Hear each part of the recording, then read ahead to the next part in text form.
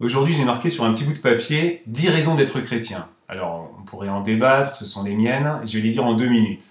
La première, c'est tel que je suis aimé. Dieu m'aime comme je suis, je n'ai pas à prouver, je n'ai pas à gagner quelque chose. Sa grâce me suffit.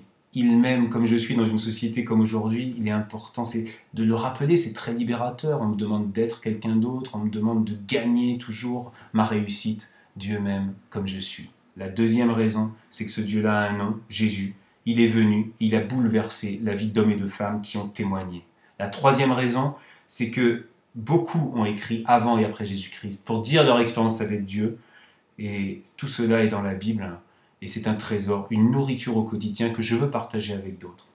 La quatrième raison, c'est que ce Dieu-là est mon seul maître. Je sais que le mot maître fait frémir aujourd'hui, mais c'est mon seul maître qui me libère de tous les autres maîtres, et vous les connaissez, les dieux et les maîtres modernes, qui veulent me rendre dépendant.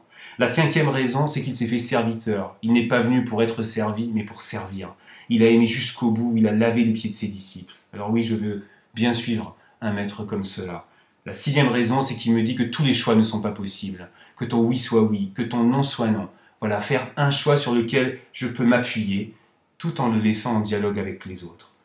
La septième raison, c'est qu'il m'envoie pour être solidaire, pour guérir, pour soigner, pour essayer de vivre le pardon. Il me fait sortir de mon cocon. La huitième raison, c'est qu'il est encore vivant et qu'il souffle cet esprit-là de Dieu et que sa parole est agissante encore sur la terre. Elle a des effets sur notre terre et dans nos vies. La neuvième raison, c'est que je suis plus seul. C'est que je fais partie d'une grande famille, d'une grande fraternité, et comme dans une famille, il y a des divisions, des débats, mais la famille des chrétiens, de tous les chrétiens, quelles que soient les dénominations, dans le monde entier, je fais partie de cette famille-là, et c'est l'amour de Dieu qui nous unit. La dixième raison, c'est simplement que je trouve la paix dans ma foi. La paix, je suis réconcilié avec mon passé, avec mon avenir, avec mon présent, avec mes proches.